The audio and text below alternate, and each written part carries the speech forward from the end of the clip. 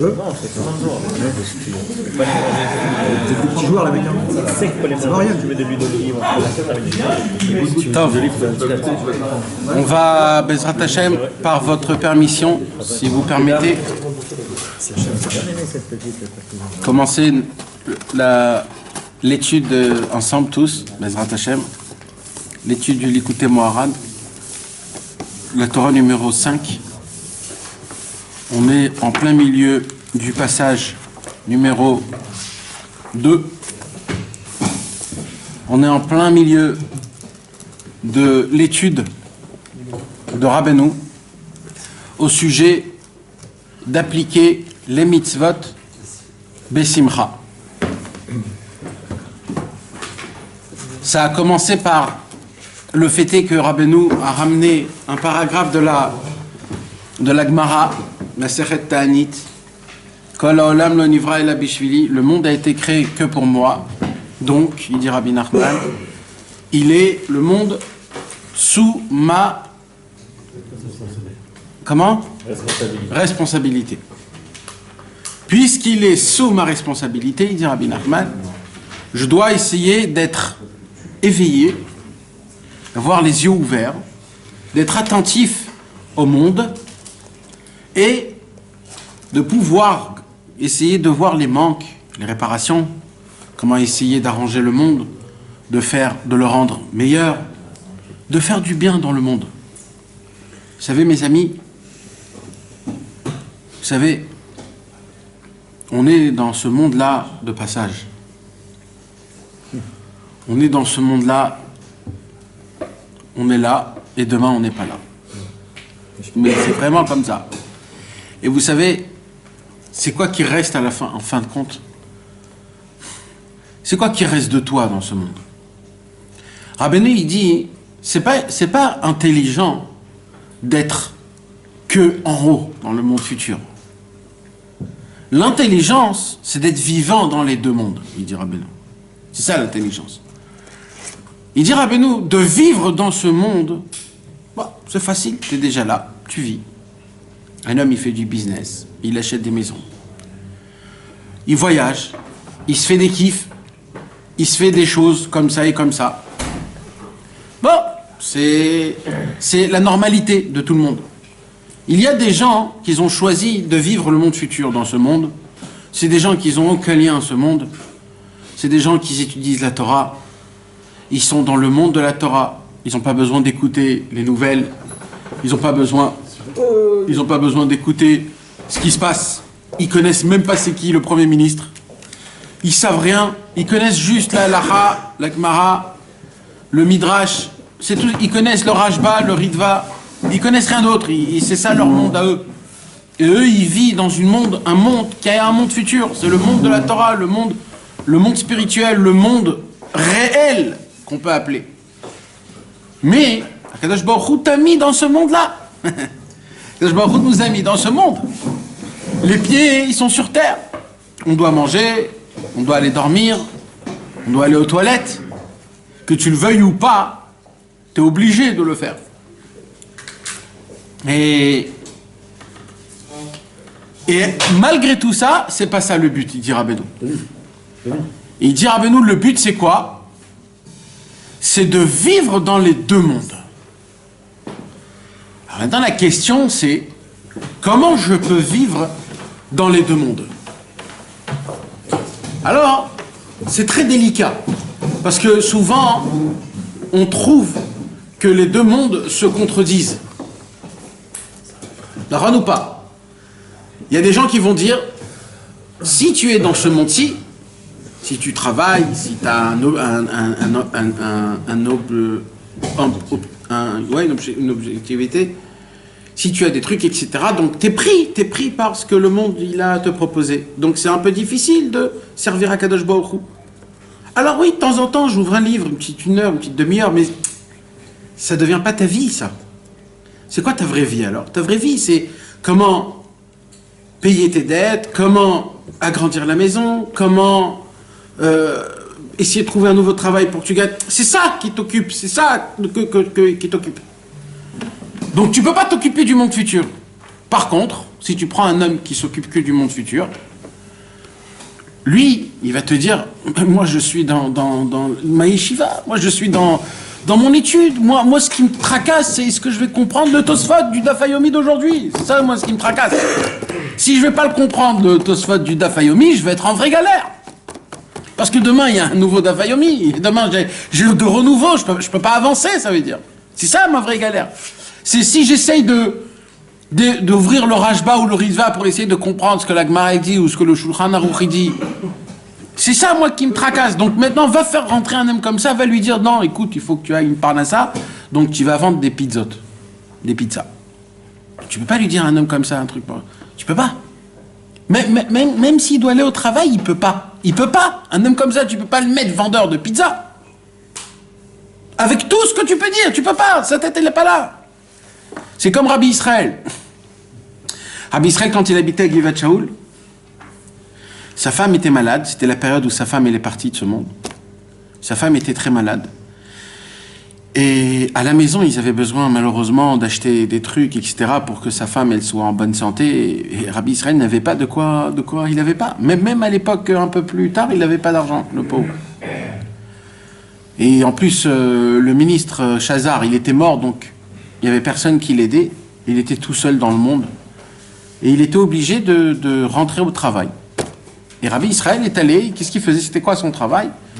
C'était de garder un magasin de bijoux, de diamants. Et à l'époque, il payait. Et le balabait, il payait, reste à côté de toute la nuit. Reste là-bas. Si tu veux, tu peux rentrer, tu peux rester. L'essentiel, c'est que tu sois là-bas, que tu gardes le magasin. Et c'est ce qu'il a fait. Mais le pauvre Rabbi Israël, quand il commençait à lire les Teilim, il était plus dans ce monde. Donc il sortait, il rentrait dans une forêt à Givat Shaul. À l'époque, c'était rempli de forêts, il était plus dans la forêt.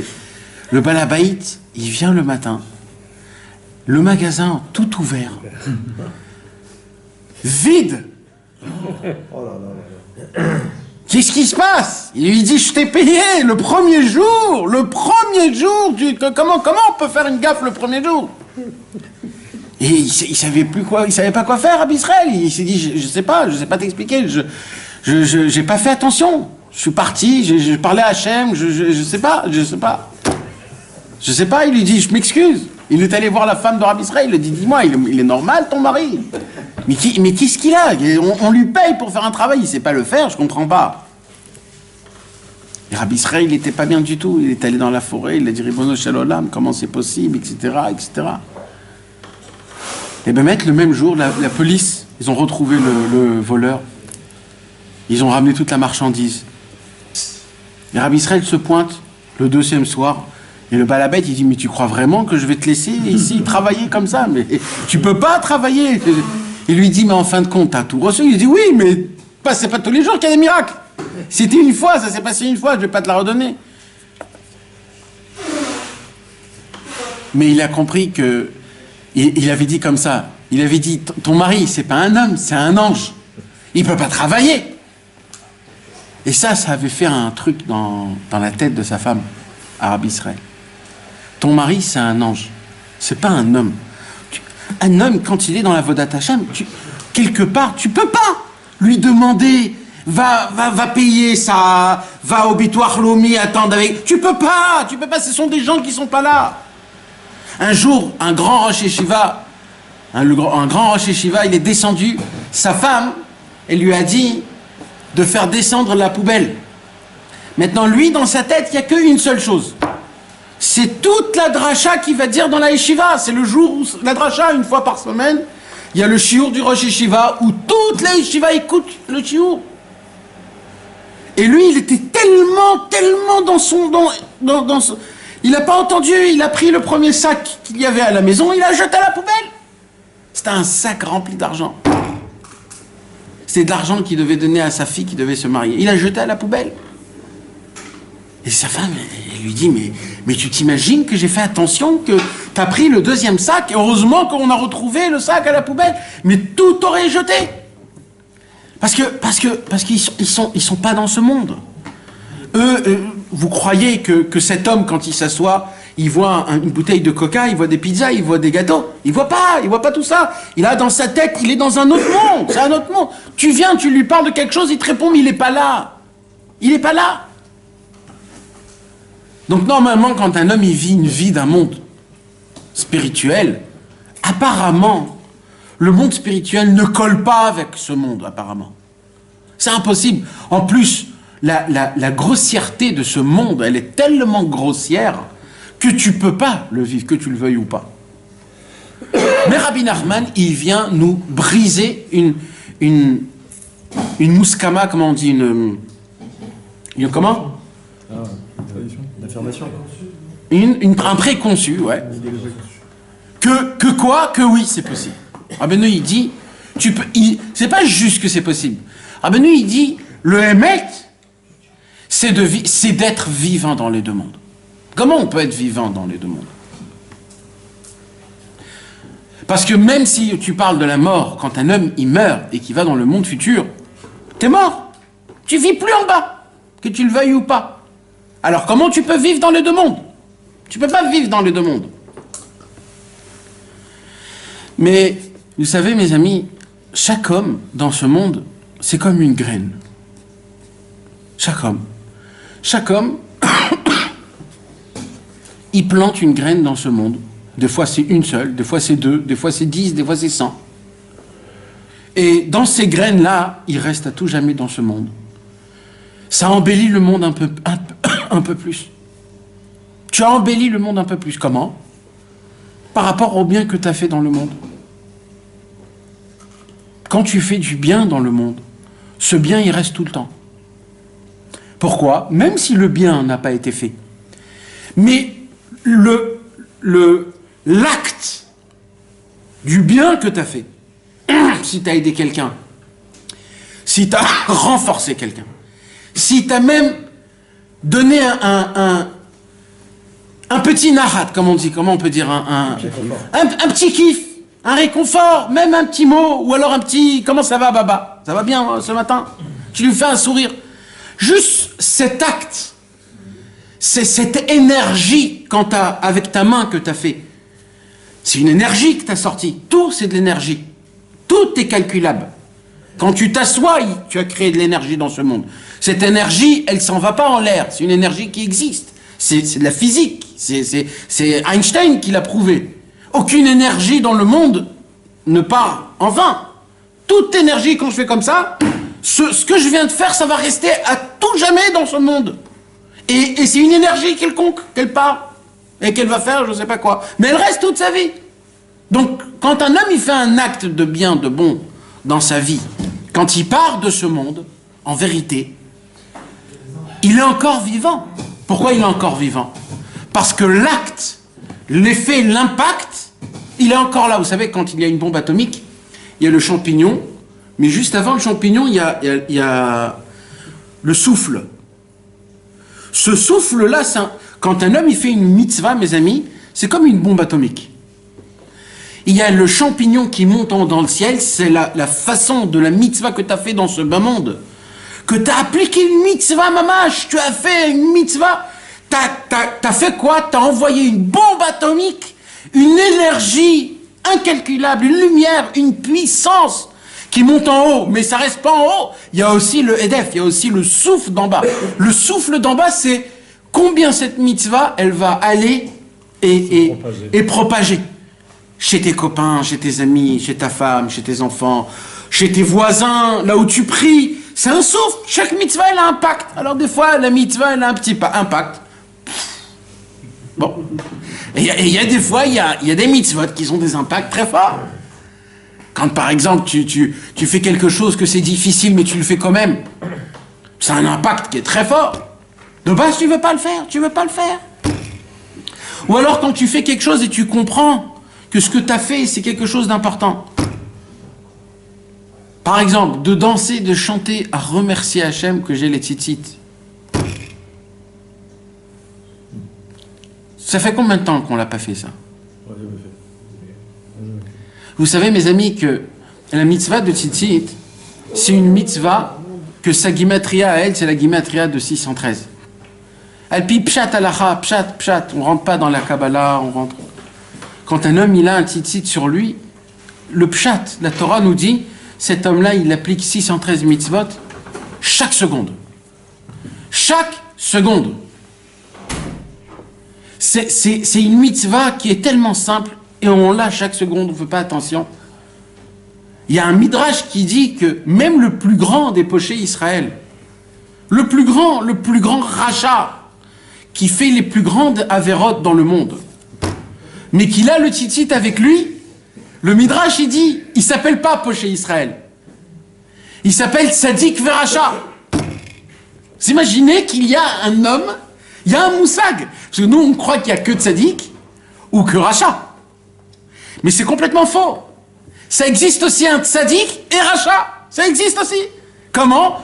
Le midrash il dit, quand tu vois que tu fais des paquets d'avérotes, le midrash il dit alors, fais des paquets de mitzvot.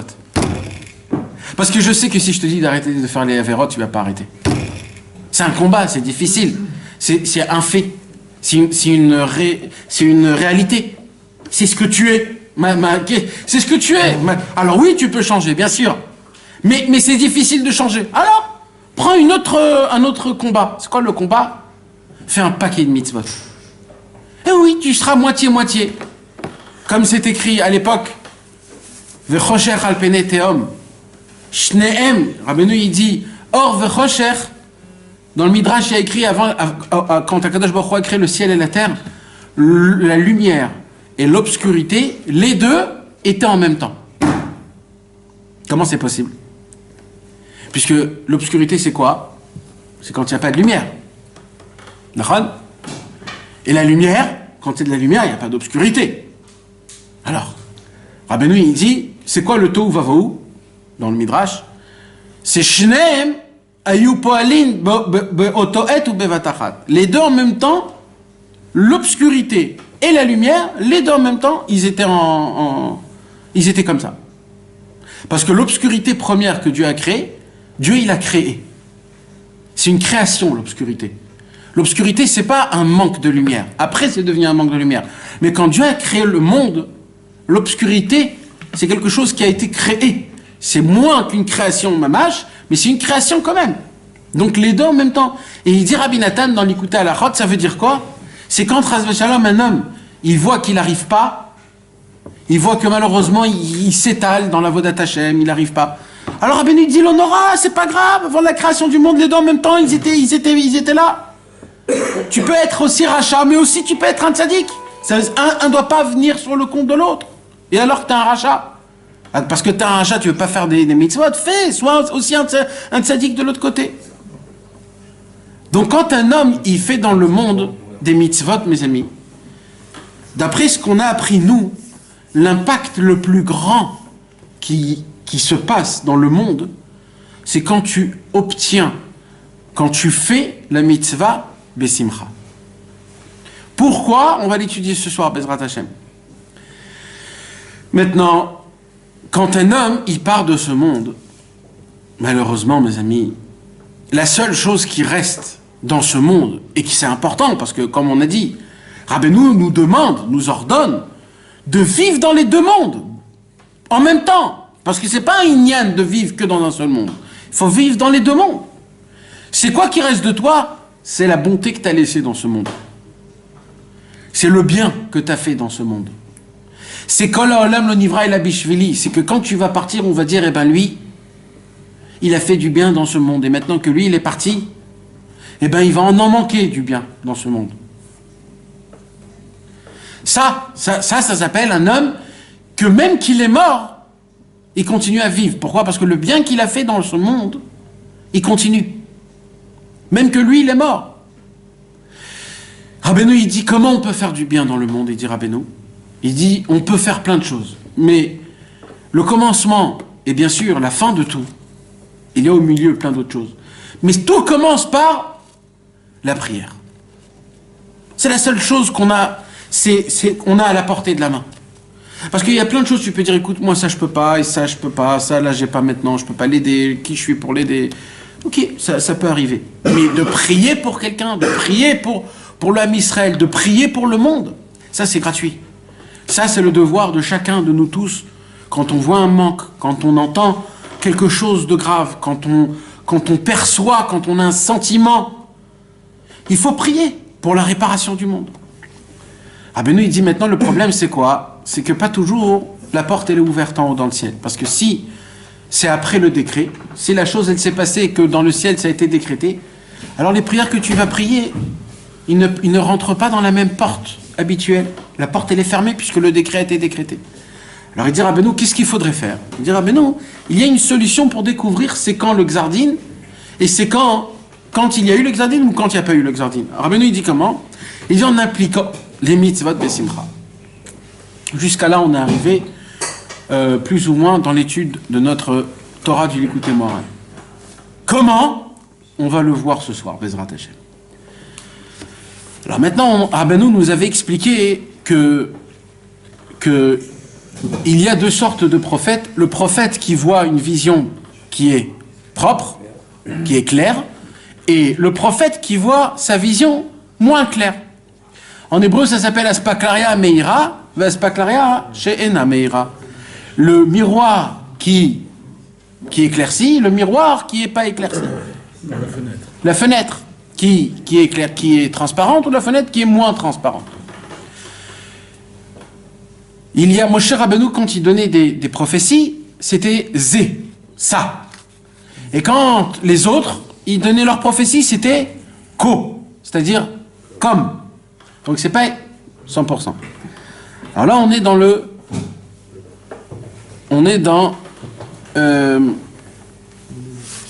est en plein milieu dans... Oui, on a fait Yavo Berina. Aval Navi Shemitnabe Beze Adavar. Après les racheter votre Navi. Après les racheter votre Navi. Aval, là, Rabbeinu, il va expliquer le prophète que lui, il voit les choses directement. Rabbeinu, il avait expliqué que ça ressemble à quoi? À celui qui fait les mitzvot Besimcha Behemet. On avait posé une question la semaine dernière, je ne sais pas si vous vous rappelez, pourquoi Rabbeinu nous parle des prophètes? Tu prends tout proche, la mitzvah tu prends... Parce que c'est la Neviut, c'est-à-dire la prophétie, c'est une vision. Et la vision, c'est la Emouna. En fait, quand un homme il applique les mitzvot, la mitzvah d'une Emouna très grande et très forte, c'est comme un avis. C'est ça un avis, en fait. C'est qu'il voit la chose directement. Alors maintenant, il y a des niveaux de Emouna, d'accord? Il y a la Emouna où il dit, ouais, Bezrat Hashem, plus tard, je vais gagner. Ça, c'est un avis qui est un peu moins. Lui, c'est Ko, parce qu'il le voit plus loin. Lui, il dit, c'est qu'après 120 ans que je vais découvrir ma... Donc lui, il n'est pas Bessimcha Mamash. Il dit, Rabbeinu, mais il y a l'autre Navi. C'est qui l'autre Navi? C'est Moshe Rabbeinu. Que Moshe Rabbeinu, lui, il voit Mamash la chose. Ça veut dire quoi qu'il voit la chose? C'est que lui, quand il applique la mitzvah, il est dans le Olam Haba déjà. C'est pas plus tard qu'il va recevoir le Olam Haba. C'est tout de suite, maintenant, il ressent le Olam Haba, Mamash. Ça, c'est une prophétie, c'est une émouna qui est à la perfection. Rabbeinu nous demande de pouvoir essayer d'appliquer cette chose-là. Maintenant, il explique. Par contre, le prophète, que quand lui il prophétise en disant ceci. Ça veut dire quoi? C'est que lui, il s'en fout de la récompense. De la mitzvah, il fait pas les mitzvot parce qu'on est récompensé. Et la rotseba mitzvah be'atzma, lui, il cherche quoi? La mitzvah en elle-même, lui, il cherche. Shumesamer kol kar ba'asiyata, il est tellement content du fait qu'il est en train de faire une mitzvah. Cette mitzvah-là, il est tellement content de cette mitzvah. Atshememaes bechol min sachar, jusqu'à qu'il est dégoûté de toute récompense. Nimtza, de là ça sort, she'olam haba shelo, mitzvah batzma, que lui, pour lui, le monde futur, c'est dans cette mitzvah. Donc cet homme-là, il vit dans les deux mondes en même temps. D'accord ou pas? Bah oui. Donc, c'est un grand chidouche. Parce que jusqu'à maintenant, la plus grande question, c'est comment tu peux vivre en haut et en bas. Tu ne peux pas vivre en haut et en bas. Rabbeinu, il dit, si, il y a une barrière, que cette barrière, il faut la casser. Au moment où tu casses cette barrière, tu peux vivre dans les deux mondes. Cette barrière, c'est la barrière de la simcha. Un homme qui est sameach, il n'a plus de barrière. Ki besimcha, tetseu. Tu sors comment? Que par la joie. Tu peux enlever la barrière. Il y a écrit qu'un homme qui est joyeux, il n'a pas de barrière. Parce qu'un homme qui est joyeux, il s'en fout, il dit allez vas-y, rentrez, venez, il n'y a pas de problème. Un homme qui n'est pas Bissimcha, il dit écoutez, nous on a un seder, il fallait venir à cette heure-ci, 2 minutes plus tard, c'est pas possible, excusez-nous. Ça c'est un homme qui est triste de vivre. Mais un homme qui a la joie de vivre, il s'en fout de tout, il est là, il n'y a pas de barrière. C'est plus la Moula. La simcha. Donc maintenant, qu'est-ce qui se passe? Il dit Rabbeinu, quand un homme, il est joyeux de la mitzvah, hein, il dit Rabbeinu, jusqu'à que quoi? Qu'il est tellement content qu'il veut rien dans le monde que d'appliquer une deuxième mitzvah. Celui qui est joyeux, excuse-moi. Ouais. Quand celui qui est joyeux, c'est celui qui a vu un Kadosh Baruch Hu. C'est celui qui voit Hachem. Exactement, c'est ce qu'on voit. Celui qui ne le voit pas, Exactement. il reste avec ses principes, ses trucs. C'est lui, un l'or. C'est pas ce qu'il dit là. Frère, C'est pas ce qu'il dit là. Pourquoi? Non, là il dit, il ressent. C'est pas qu'il ressent, mais sa mère. Mais sa mère. Chez où mais sa mère? C'est quoi mais sa mère? Il ressent pas. S'il ressent, alors ça dépend d'en haut. Parce que c'est pas lui qui le. Là, il écrit mais chez où mais sa mère. C'est quoi mais sa mère? C'est que lui-même il s'efforce à avoir de la simcha dans ça. Et comment il peut dire Ad chez Memaes Bekol Hachememez bechol min sacha. Memaes. Oui, il est Ça Memaes. représente. Comment il peut être dégoûté de quelque chose qu'il ne sait pas ce que ça représente? Ça ne l'intéresse pas, on peut dire. Comment il peut dire non, il est dégoûté du salaire. Il a même pas besoin de savoir qu'est-ce que c'est. Il veut même pas savoir qu'est-ce que c'est. Lui, il sait qu'une seule chose. C'est que cette mitzvah-là lui rapproche avec Hachem. Ça crée un lien avec Hachem. D'accord? Quand un homme, il... Non, mais tu vois la mitzvah. Hein? Il voit dans la mitzvah. Dans la mitzvah en elle-même, il découvre Akadosh Baruch Hu. voilà le Olam Haba. Hein? Il y a tout dans la maison. Oui. Maintenant, c'est un travail personnel, hein. C'est toi-même qui dois te le travailler. Parce que là, c'est chez Oumé sa mère. C'est-à-dire, c'est pas que Stam, t'es content, voilà, Stam. Non. Dans chaque maison, il y a un milliard. Oui, bah, t'es pas obligé dans chaque, au moins une. Commence par une. Prends Shabbat. D'accord? Shabbat, c'est difficile, parce que Shabbat, les gens, ils ont tout mélangé. Mais, prends par exemple les téphilines. D'accord? Prends les téphilines. Tu te dis, comment je vais me faire un petit kiff? Comment je vais... Tu vas commencer à déjà, pour des choses les plus simples, tu commences à t'acheter déjà un nouveau talet. Ça va te donner l'envie du matin. Des nouvelles pochettes. Un beau sidour en cuir, qu'il est spécial que pour le matin.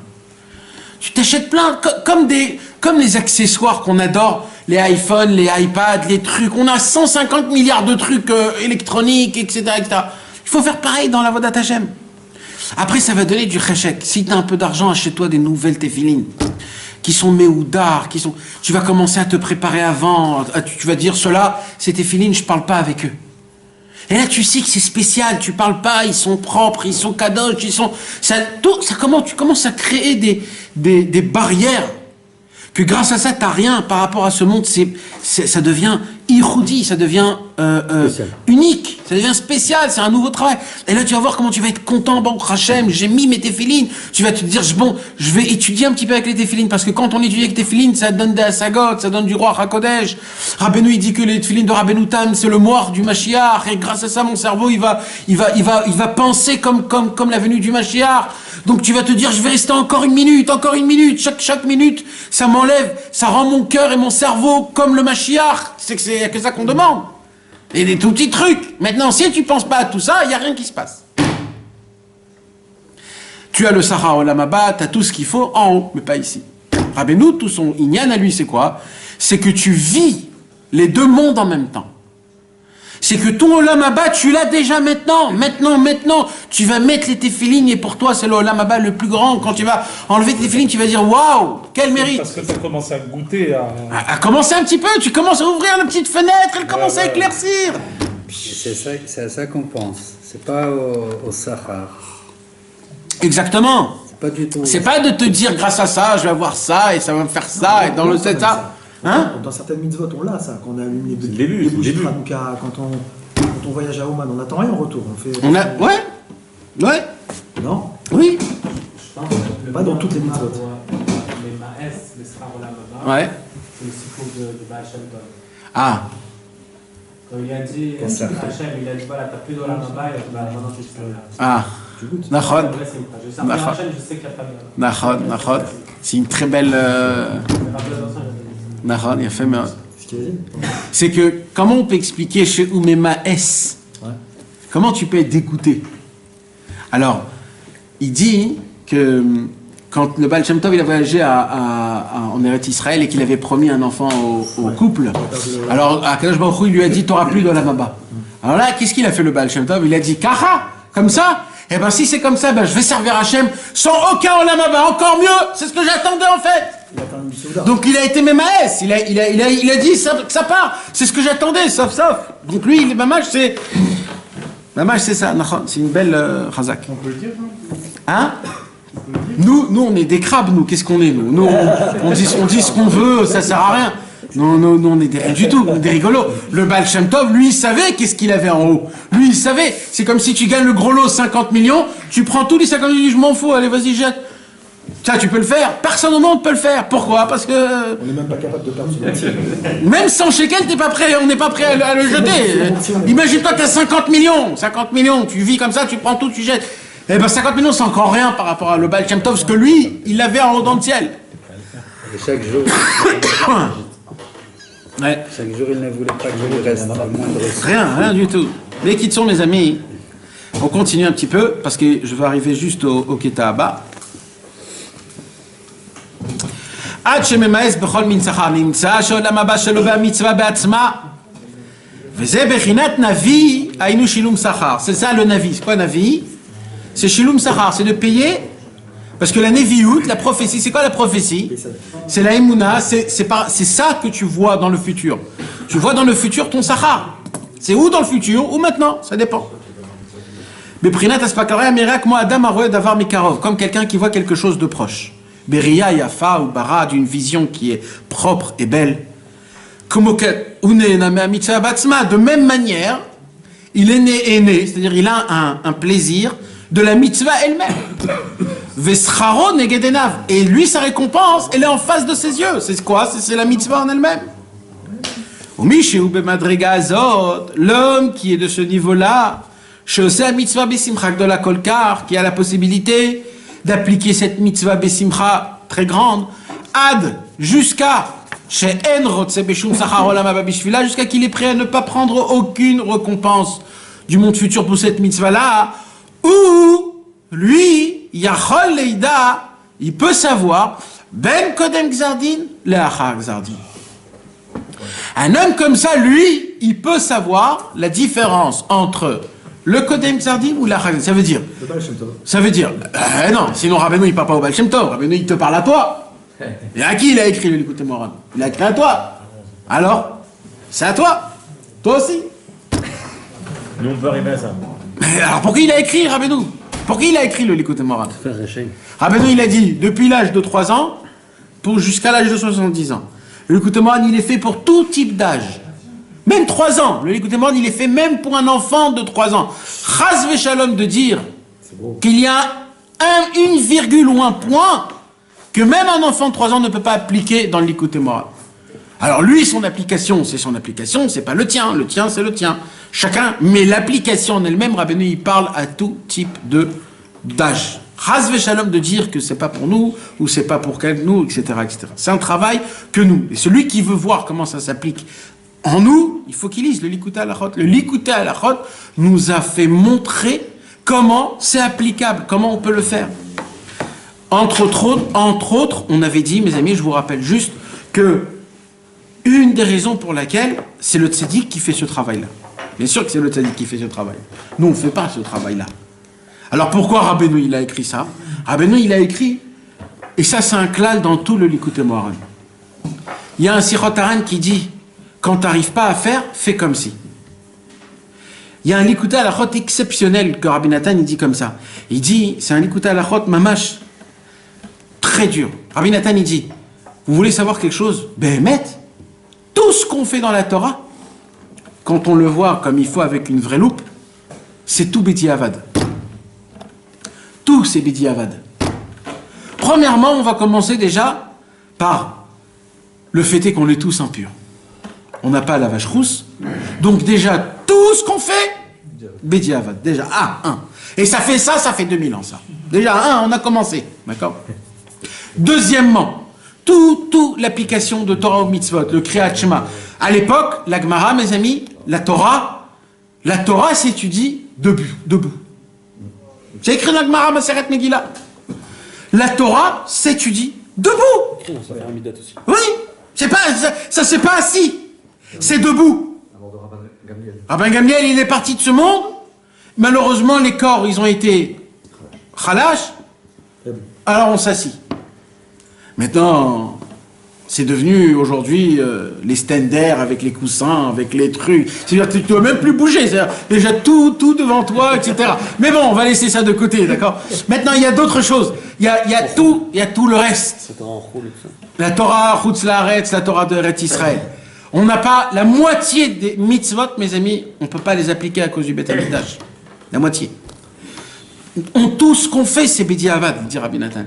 Il dit alors quoi? Il dit, il y a un que lui, il applique toute la Torah et les mitzvot. Il y en a un seul. Et c'est le tzaddik, c'est pour ça qu'il a écrit Ve tzaddik yesodolam, tzaddik, fondement du monde. Donc nous, comment on est Yotzei Yedechova, comment on peut être quitte de la Torah, pas Bediavad, les Chatria. Comment? Quand on s'attache au tzaddik, on lui dit, Totsi oti Yedechova, tu peux me rendre quitte-moi s'il te plaît. Et là, le tzaddik, il dit, tu veux que je t'acquitte. En disant, Réni Mekacher Atzmi, ce qui suffit en fait, tu dis à Rabbeinu, acquitte-moi s'il te plaît, tu peux m'acquitter. Alors maintenant, la halakha, elle dit comme ça. Quand un homme, il veut acquitter quelqu'un, la halakha, elle dit, il faut que lui et lui, les deux personnes, ils savent qu'ils sont acquittés. Il faut que lui, celui qui veut être acquitté, il entend la bracha ou le birkat Hamazon ou tout ce que tu veux, et qu'il réponde à la fin Amen, c'est très important, pour que le Amen, il puisse faire authentique, que comme quoi l'acte, c'est moi qui l'a fait. C'est pour certifier. Comme ça, l'halakha dans le Shulchan Aruch, il y a écrit. Alors ce contact, il existe aussi avec Rabbeinu et l'individu. C'est que la demande, c'est quand on dit Aréni Mekacher. Maintenant, l'acte, t'entends pas Rabbeinu faire ce qu'il faut faire pour qu'il te rende quitte. Alors il dit comme ça, Rabbi Nathan, comment tu arrives à le faire? En le faisant toi. Parce que les gens ils vont dire, bah si c'est ça, on s'acquitte toi Rabbeinu, et vas-y. On va à Ibiza faire kiff-kiff. Ah, Rabbi Nathan dit non. Pourquoi? Il dit parce que toi, tu dois faire comme si. Et de la manière de comment tu fais, tu vas essayer de faire la chose, comme ça tu seras acquitté. Ça veut dire maintenant que tu apprends que Rabbeinu il dit il faut être les mitzvot de Bessimcha, tu peux pas toi être Bessimcha de la mitzvah en elle-même. Alors tu vas faire comme si. Et le comme si dans le ciel, ça sera le tampon comme un mâche. Il veut être rendre quitte, il veut qu'on le rende quitte. Et par rapport à ça, il sera rendu quitte. Et comme ça, tous les coups de témoin, tu peux l'apprendre. Parce que dans tous les coups de témoin, il y a des niveaux exceptionnels. Comment tu vas les faire? Non, toi tu dois faire comme si que. C'est Rabbeinu qui fait tout, c'est ça que Rabbeinu il a dit. Hein? Ko, exactement. Nous on doit faire ko, et Rabbeinu il fait le zé. Hein? Le tzaddik, il était tamé comme nous. Le tzaddik? Quoi? Tu as dit quoi là? Non, le tzaddik. Il est comme nous, il a fait la vache rousse. Mais comme tout le monde, mais ne me regarde pas comme ça. Tu veux le péter quoi? Il n'est pas de ce monde, le tzaddik. Après, tu vas parler après. D'accord. Mais quoi après? Il n'est pas de ce monde du tout, c'est un Birchlan. C'est lui le tzaddik, c'est lui la Gdusha en elle-même. C'est lui la vache rousse. S'il y avait la vache rousse, il serait passé à la vache rousse comme tout le monde. Ça, c'est des contes à tourner en rond parce que ça nous sort rien tout ça. Et il n'y a pas de tachlès dans tout ça. Laisse tomber. Il n'y a pas de tachlès, c'est des bêtises tout ça. Le tachlès, c'est que si la vache rousse, d'où elle prenait la Gdusha, la vache rousse? D'où? Du tzaddik. Toute la racine de tout, c'est le tzaddik. C'est lui qui le haut tsar. C'est un haut tsar, le tzaddik. C'est un trésor. Tout vient du tzaddik. Il n'a pas participé à la faute. Tov. Il n'a pas participé à la faute. Maintenant, mes amis, on va découvrir pourquoi celui qui applique les mitzvot Bessimcha, il a la possibilité de pouvoir savoir entre avant le Xardin et après le Xardin. Et là, écoutez, mes amis, c'est vraiment très très beau. Rabbeinu, il est tellement fort que, mis à part de construire une vraie Torah, c'est déjà difficile. De la faire descendre du ciel, c'est encore plus difficile. Mais il y a aussi de la laisser qu'elle coule de la bouche comme du miel. Que tu peux manger un pain, quand on fait un pain, c'est difficile. Il y a 10 travaux comment faire le pain. Déjà, tu dois semer, tu dois prendre, tu dois écraser, tu dois trier, il y a 10 travaux à faire. Après, il y a plein d'autres choses, plein, jusqu'à que ça sort un pain. Et des fois, avec tout ce travail, le pain, il sent pas bon. Il est pas bon, le pain. Voilà, il est pas bon. T'as tout fait, tout comme il fallait. Le pain, il est pas bon. Mais c'est du pain quand même, il te rassasie. Mais il est pas bon. De faire sortir un pain délicieux jusqu'à que... Parce que normalement, aujourd'hui, le pain, il est tellement pas bon aujourd'hui, le pain. Parce qu'il y a tellement du chimique qu'aujourd'hui, le pain, il est venu accueillir des autres plats. C'est pas le plat émette. Le pain, tu le manges, c'est accompagné. Pour essuyer une petite salade, prendre une petite salade, faire... C'est pour ça. Le pain, c'est pour manger des salades avec. Mais à l'époque, mes amis, le pain, c'est ça. Le pain, c'est manger du pain. Qu'est-ce que t'as mangé aujourd'hui? Il n'y a pas qu'est-ce que t'as mangé aujourd'hui. C'est pas ça, il n'y a pas ça. Aujourd'hui, c'est du pain. Le pain, il mangeait un vrai bon pain. Quand tu mangeais le pain, t'étais rassasié. Mamache. Parce que quand tu goûtes un vrai pain, et Rabbi Nathan, il dit, mamache, mais foi, j'ai dit. Dans Ilchot Birkat Aperot, je crois, il dit que dans le pain, il y a tous les goûts du monde. Ben, pas tous les goûts du monde, ils sont dans le pain. Le pain, c'est la racine de tout. Mais malheureusement, nous, on ne connaît pas. Ben, Rabbeinu, en dévoilant cette Torah, il a non pas fait juste un pain exceptionnel, mais il a fait dedans un goût. Et cette explication que Rabbeinu va nous expliquer, c'est ma mâche. Vous allez goûter ce goût, comment il est beau, comment Rabbeinu il l'explique. Écoutez bien. Ki ha mitzvot em koma shlema. Rabbeinu nous apprend. Les mitzvot, c'est tout Un étage. Niveau. Non, une forme, une apparence. Construction. une structure. Voilà, une structure. C'est tout un monde, ça veut dire. C'est tout. Je vais vous expliquer. C'est quoi coma? Comment j'arrive au mot coma? Coma, en fait, dans le langage thoraïque, coma, c'est un être humain. Pourquoi? Parce qu'un être humain, c'est une perfection. Quand on veut appeler quelque chose qui est parfait, on appelle coma. C'est pour ça que le mot coma, c'est le même mot que mikvé. Parce que le mikvé, c'est la perfection. Alors, à l'envers de mikvé, c'est coma. Coma, c'est quoi? C'est, il y a une tête, il y a des épaules, il y a deux mains, il y a un ventre, il y a des pieds. Ça s'appelle une perfection. La perfection, c'est le numéro 613.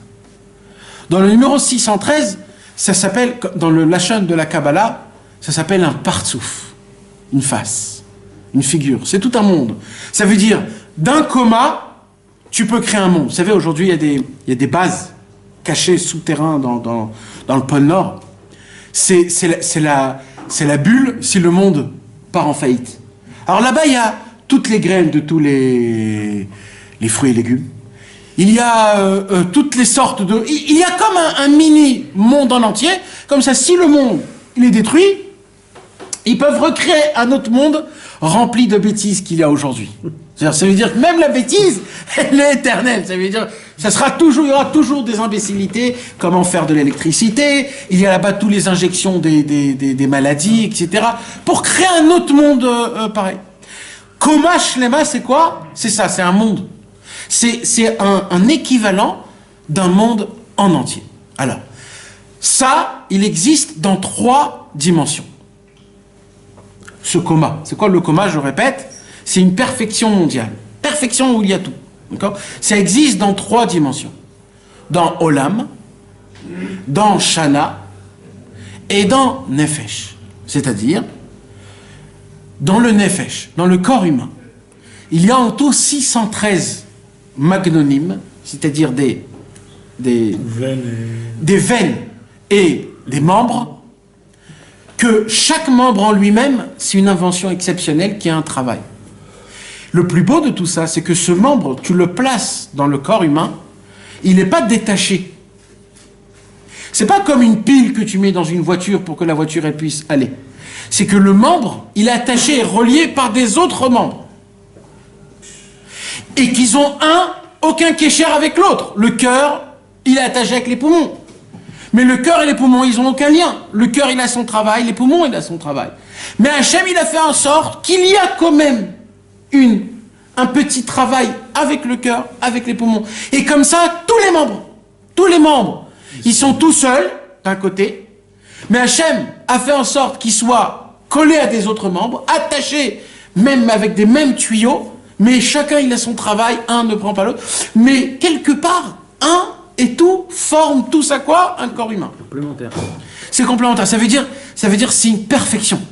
Ça veut dire dans un corps humain, tu vois, tu entends, tu touches, tu goûtes, tu peux marcher, tu peux aller d'un endroit à un autre endroit, tu as des sensations. D'où vient tout ça? Comment le corps, comment cette perfection, cette machine à la perfection, elle a la possibilité de maintenir chaque seconde une perfection de vie. Parce que nous, on vit à la perfection, mes amis. Vous savez ça? Notre vie, c'est 100%, on a 100% de vie. Ça n'existe pas 99% de vie. 99% de vie, il est mort, le monsieur. Vous comprenez ce que je suis en train de dire? Vous êtes d'accord avec moi? C'est ou 100% ou tu crèves. Ça n'existe pas, lui, il vit 99%, ça n'existe pas. Donc imagine-toi que Dieu, il te met à ta vie, à 100%, il te met. À 100%.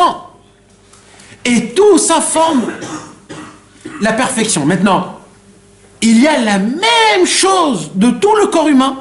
Le sang qui rentre, qui reçoit de l'oxygène, qui va dans les poumons et qui donne de l'air et qui crée du gluant, que le gluant il puisse faire que le cerveau il puisse rester froid, etc. Tout ce qui se passe, toute cette machine qu'on ne peut même pas s'imaginer, il existe dans le temps. Ça s'appelle Olam. Là, on a expliqué le Nefesh. Nefesh, c'est quoi? C'est la perfection du corps humain.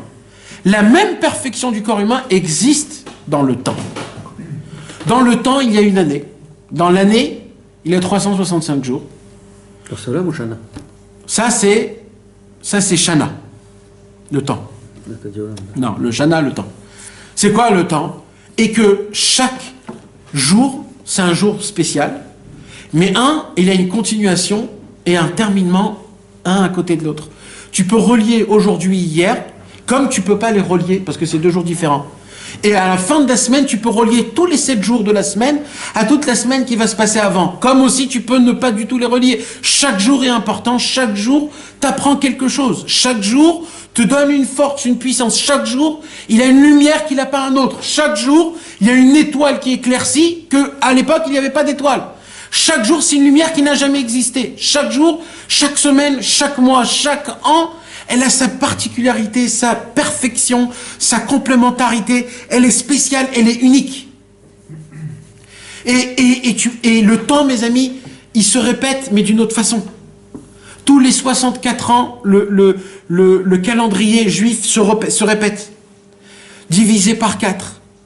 Et que chaque jour, tu répares quelque chose que tu ne peux pas réparer. On vit un cycle de vie qu'il est le même chaque génération, mes amis. Ce que nous, on vit aujourd'hui, notre père l'a vécu, notre grand-père l'a vécu. C'est la même vie. Ça change, des détails changent, mais la vie, elle est la même. Les mêmes réactions que nous, on a, nos enfants l'auront, on le voit sur nos enfants. Nos parents le voient sur nous. Le cercle de vie, il est le même. C'est juste les apparences qui changent. C'est juste des petits côtés à droite, à gauche. Notre travail à nous, c'est de tout reprendre, de tout récupérer, de tout faire de ça une seule chose, de vivre à 100%. De vivre chaque seconde, de vivre chaque moment. De vivre. C'est comme si tu dis dans mon corps, écoute, moi je crois que ma main, j'ai pas trop d'utilité de ma main. Hein, quoi, tu vas l'enlever ta main? C'est comme si quelqu'un dit, écoute, moi j'ai 1 heure j'ai rien trop à faire. Quand tu dis j'ai 1 heure de rien à faire, en fait tu dis ma main, je sais pas, aujourd'hui j'ai pas besoin de ma main, si tu veux tu peux la prendre. C'est un cercle de vie. Le temps, c'est comme un corps humain. Il y a la tête, c'est Rosh Hashanah. Il y a le cœur, c'est les 3 fêtes, parce qu'il y a 3 chambres dans le cœur. Il y a Hanouka et Purim, c'est les 2 pieds. Il y a Shavuot, la Torah, c'est les mains. Tout ça forme Shabbat, Rosh Chodesh, ça forme entre autres une Koma Shlema.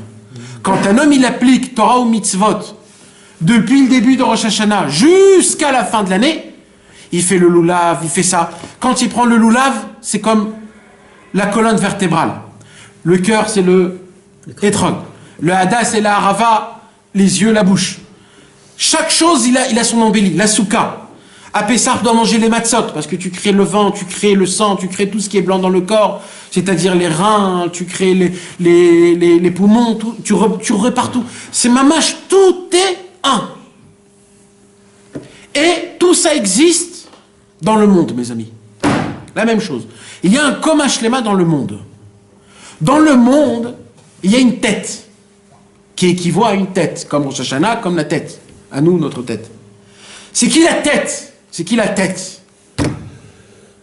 La tête du monde en entier, c'est qui? Non, dans le monde, pas dans l'homme. Hein? Non.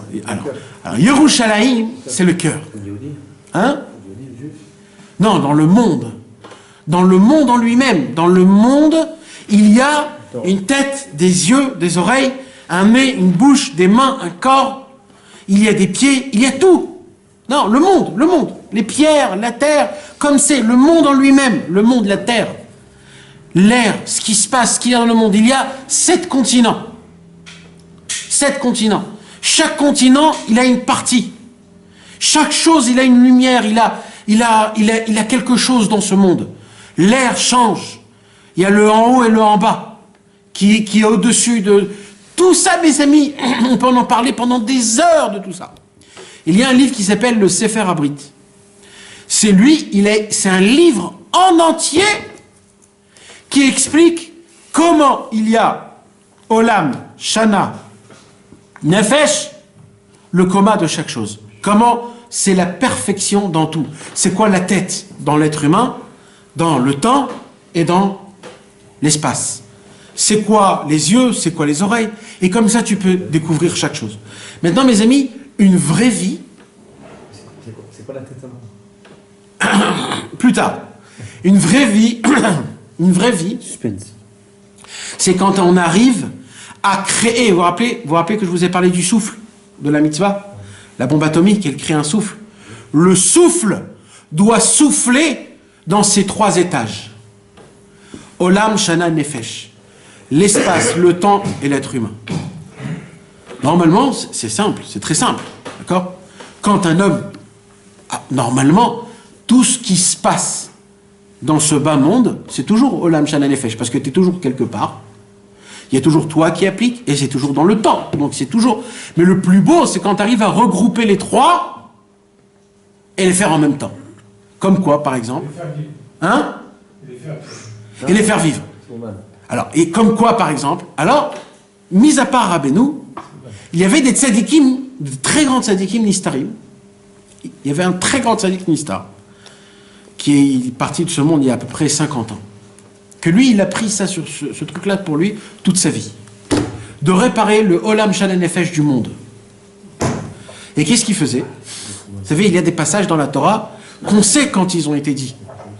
Il y a écrit dans la Torah, le 10, Tevet, Moshe Rabbeinu est descendu et il a dit. Et là, il y a toute la paracha qui... Il y a des moments où on sait, surtout dans les Nevi'im. Le prophète Yeshaya est rentré à Jérusalem le 3e mois du 4e jour. On sait, il y a plein dans la Torah des choses comme ça. Il y avait ce tzaddik-là, qu'est-ce qu'il faisait? Il avait noté toutes les dates de toute la Torah, orale et écrite. Il avait écrit les endroits là où ils ont été dits. Et il allait à l'endroit et au jour même et il lisait le paragraphe. Wow. À l'endroit où Moshe il a dit, à l'endroit où Yoshua, à l'endroit où Yeshaya, le jour où ça a été dit, et là il reliait Olam, Shana et Nefesh en même temps. Donne un exemple, par exemple. Quand Moshe Rabbeinu, il s'est rapproché du Jourdain, avant qu'il est parti de ce monde, il s'est rapproché du Jourdain et il a commencé à écrire toute la Torah. Et là, Moshe Rabbeinu a dit la parashat Re'eh. D'accord? On sait que c'était quand? C'était 1 mois pile avant sa mort. Donc il est mort le 7 Adar, c'était le 7 Shvat. Lui, il est allé dans le Jourdain, le 7 Shvat, et il a lu le passage où le tzaddik, où Moshe Rabbeinu, il a lu le parashat Re'eh. Et ça créé une énergie exceptionnelle, parce que tu remets le temps, tu refais tout en même temps. Olam, Shana Nefesh. Il y a l'espace, le temps, c'est-à-dire l'endroit, il y a l'acte, et il y a le temps, le jour, la date. Donc tu as les trois en même temps. Tu as Olam, Shana et Nefesh. Tu as la personne, les mots qui ont été dits, tu as l'endroit là où ça a été dit, et tu as le temps là où ça a été dit. Par exemple, dans une... D'accord, ok. D'accord. C'est clair. Alors maintenant, ça... Donc, par exemple, dans Netilat Yadayim. Non, alors ça, là, je te raconte ce qu'il faisait le tzaddik. Ah, ok. D'accord. C'est ça pour te dire que c'est un travail que... Il y avait des tzaddikim qui voyageaient à la fin du monde pour faire des... Parce qu'il n'y a pas juste la Torah orale, il y a des tzaddikim, par exemple, il y a le rocker qui est mort en Johnny. le rocker, et le rocker qui est mort en Pardonnez-moi, excusez-moi de cette grande bêtise. il y a le rocker qui est mort tué, le pauvre. Il a été brûlé. Il a été brûlé à Al-Kiddush Hashem. Et il est mort à Eichstätt. Comment on dit le t'avais été... Liechtenstein, ouais. Non, c'est pas ça. Tu l'avais dit, je me rappelle. Je me rappelle plus, mais Kitsour, c'est dans les frontières. Ouais, de là-bas, dans le nord de la France, dans les frontières d'Allemagne. Il y a une petite, hein? Eisenstadt, ouais. Ouais, un truc là-bas, ça doit être là-bas. Et le pauvre, il est mort. T'as été sur son cœur, tu me dis. Et lui, il a écrit toute une page. Il a écrit avant de mourir. Et on sait quand il est mort. Et ce tzaddik, il est allé là-bas à l'époque, il y a plus de 50 ans, il y a 70 ans, presque même 100 ans. Il est allé jusqu'à là-bas perdu à l'époque où c'était encore juste après la Shoah. Il est allé lire le même, ce qu'il avait dit, le regard avant de mourir, 700 ans auparavant. Et il a dit, quand j'ai lu ça, au même moment, il y a eu un tremblement de terre. Que dans cet endroit, il y a eu un tremblement de terre. La terre, elle s'est... Parce que les cendres, ils sont tombés sur la terre. Le tzaddik, il est là, il a bougé toute la terre. C'est un événement, c'est comme une piqûre. Vous savez, quand il y a Shalom, il y a quelqu'un qui meurt, un khayal ou quelque chose comme ça. La première chose qu'on fait, on prend une piqûre d'adrénaline, on lui met dans le cœur. Une piqûre d'adrénaline, d'un coup, même ce qui se passe, il se réveille. Ça, c'est une piqûre d'adrénaline. Quand tu regroupes, vous savez, le ségol, on dit le ham ségoula. Le ségol, c'est 3 points. 3 points, c'est quelque chose de très fort. Olam, Shana, Nefesh, c'est 3 points. Quand tu réunis le cercle des 3 points, il y a une force exceptionnelle que tu crées. C'est comme si tu ouvres un truc électrique, comme un câble, qui est en plein milieu il est là, il est vivant. Tu le touches, ça éclate. C'est quelque chose de très très fort. Alors maintenant, Rabbeinu, il dit, tout ça pour en venir où? Rabbeinu, il dit que, matériellement, le Olam Shana Nefesh, il est pareil. Mais spirituellement, le Olam Shana Nefesh, il n'est pas en même temps, les 3. Parce que des fois, tu peux faire, par exemple, prier Shacharit, mais pas au temps spécial. Par exemple, un homme, il s'est réveillé à 10h30, 11h. Alors, il va faire Shacharit. Mais là, il lui manque le Shana. Il lui manque le temps, parce que là, il n'est pas dans le temps. Tu comprends? Un homme, il peut prier chez lui à la maison, alors il n'est pas dans la synagogue, il lui manque l'endroit, d'accord? Il y a plein de trucs comme ça. Ou alors, tu peux être dans la synagogue, etc., mais ta tête, le Nefesh, il n'est pas là, donc t'as pas le truc. Donc il te manque le Olam Shana Nefesh. Rabbeinu, il dit, quand on applique la mitzvah Besimcha Olam Shana Nefesh, c'est-à-dire dans les 3, là, tu crées un vrai tinor, c'est-à-dire un tuyau qui te recueille à Akadosh Baruch Hu, qui t'ouvre Hachem, et Hachem descend dans cette mitzvah. Et en fait, comment ça se traduit? Ça se traduit en Simcha, il dit Rabbeinu. Non. Ça, c'est pas un Réchimo, ça, c'est la mamash de la lumière. La Réchimo, c'est quand tu étais quelque part, et que t'es plus là-bas, tu vis de l'empreinte. Mais c'est pas le Réchimo, ça, c'est le Or mamash, c'est le Or Ensof mamash. Là, il dit Rabbeinu, comment se traduit le dévoilement d'Hachem? Comment? Il dit Rabbeinu, par la Simcha. Tu t'imagines que tu découvres Akadosh Baruch Hu par la Simcha? T'aurais pu dire par l'Aïmouna, t'aurais pu dire par la peur, t'aurais pu dire par l'amour. Comment Hachem se découvre dans ce monde? Par la Simcha.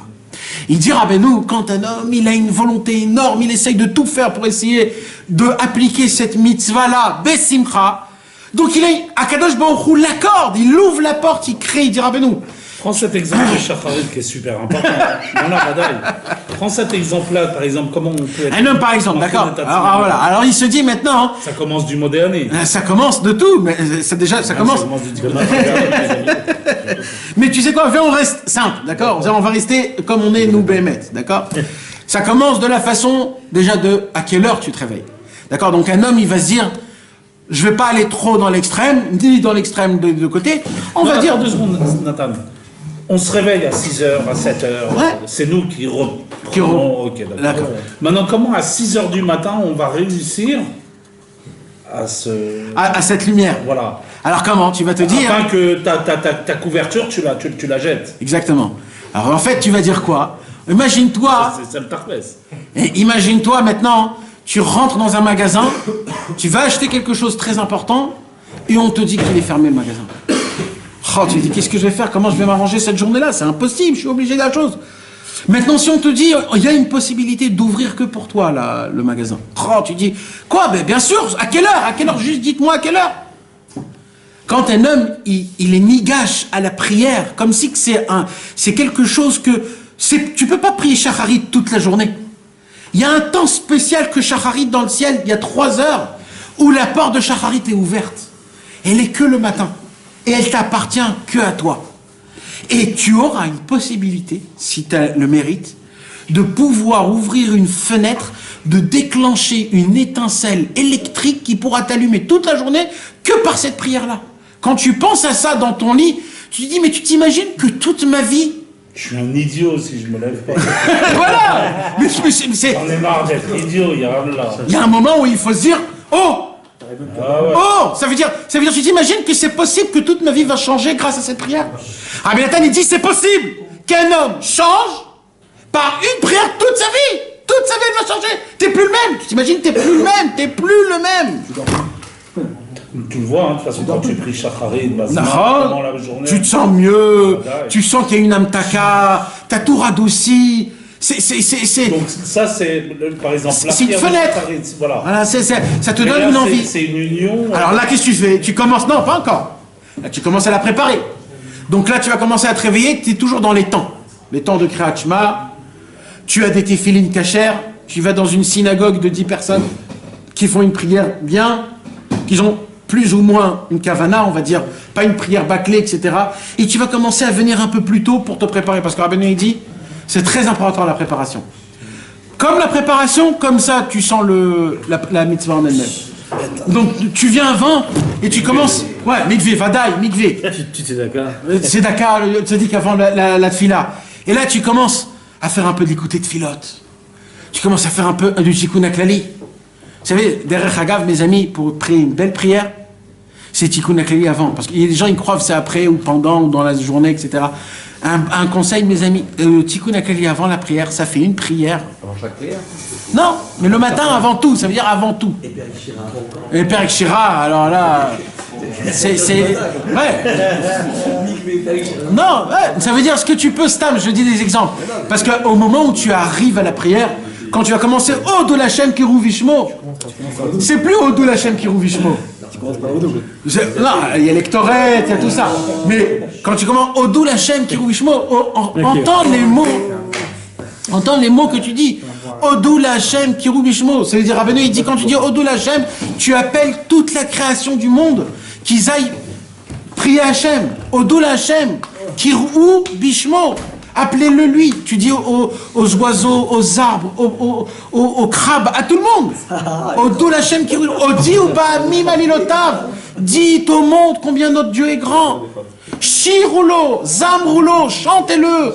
C'est quand tu commences à regarder les mots, tu te dis, mais merci Hachem, que j'ai le mérite. C'est sûr que l'homme après il veut rien de... Ah, t'as bien compris. Là, la fenêtre elle s'ouvre et elle dit, tu sais quoi?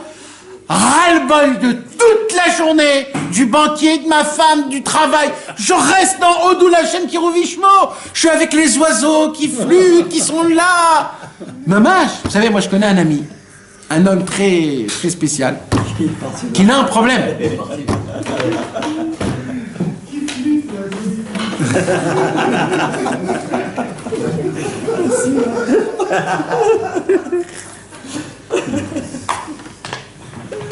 Alors maintenant, on revient sur le Inyan. Non, c'est ton ami. C'est lui. Et je dois aussi lui dire qu'est-ce que c'est la tête. Moi j'ai un ami, il a un problème. C'est qu'il ne peut pas prier jusqu'à Vaïvarer David. Dès qu'il arrive à Vaïvarer David, il ne peut plus.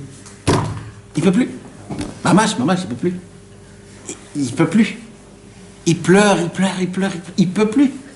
Et il s'arrête. Waouh, Il ne peut pas. Il ne peut pas. c'est énorme. Oh, purée. Il ne peut pas. Et lui, il lit, c'est comme, c'est un vrai, il dit, c'est-à-dire, c'est pas un tzadik, il sait ce qu'il dit. Odou Lachem, il sait dans sa tête que quand il dit pas Odou Lachem Kiruvishmo, le monde ne chante pas pour Hachem. Donc en fait, le monde en entier, il attend lui qu'on dit Odou Lachem. Mais ça, c'est chacun de nous tous. Juste lui, il a compris, Behemet, que s'il dit pas Odou Lachem, Kiruvishmo, Odiu Bamim Alilotav, Shirulo, Zamrulo, Sichu Bechol Niflotav. Lui, il sait que quand il dit ça, tout le monde commence à chanter dans le monde pour Hachem. Et ça, c'est juste le premier paragraphe, parce qu'il y en a plein des paragraphes. Il y a les Alléluia, Alléluia el Bekocho, il y a tous ces mots-là. Baruch Shehamar, mon frère, Baruch Shehamar. C'est un pétek qui est descendu du ciel, le Baruch Shehamar. C'est le Baruch Shehamar, c'est Dieu qui a écrit ça, c'est Dieu. On lit ce que Dieu a écrit, de sa propre main. Normalement, on ne dit pas, c'est pas comme ça qu'on doit le lire, ça. C'est pas comme ça. Vous savez qu'il y a un chant spécial des Chassidei Breslev. Les synagogues, comment tu fais? Les synagogues, ils sont pas comme ça. Alors c'est pour ça qu'il faut prier dans une synagogue Breslev. Synagogue Pas Breslev. comme ça ici, non. Non, mais c'est pas grave, si les autres ils sont pas, c'est nous on l'est un petit peu. Alors c'est pour ça qu'il faut venir un peu avant. Il faut venir une demi-heure avant la prière. La prière c'est à 7h30, tu viens à 7h. C'est tout le truc, c'est est-ce que j'en ai marre d'arrêter de me faire de me faire avoir.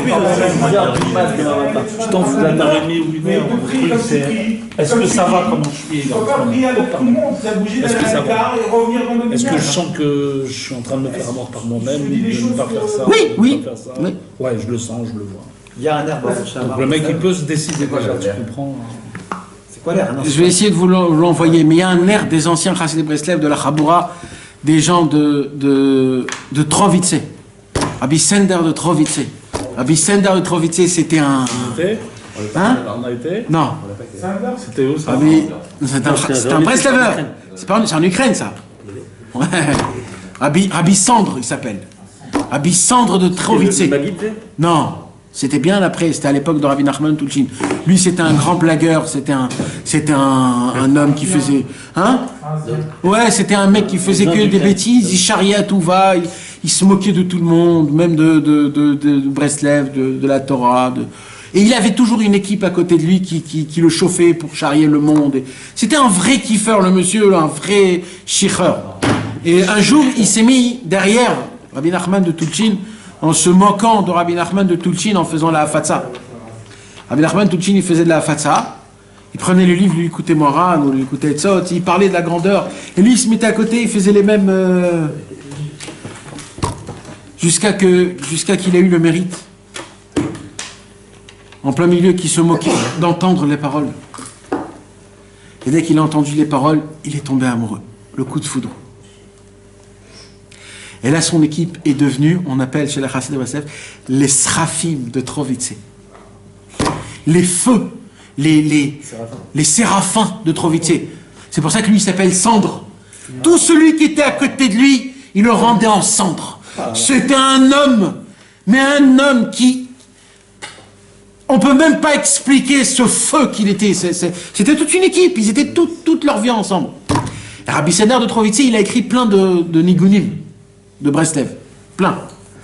Il y a Rabbi Mordechai Elazar Rubinstein, un ancien chassid de Breslev que Rabbi Israël il a rapproché. Et lui, avant de mourir, il avait 92 ans, je crois, ou quelque chose. Il a appelé son petit-fils. Son petit-fils, c'est le clariniste de Breslev, Franck.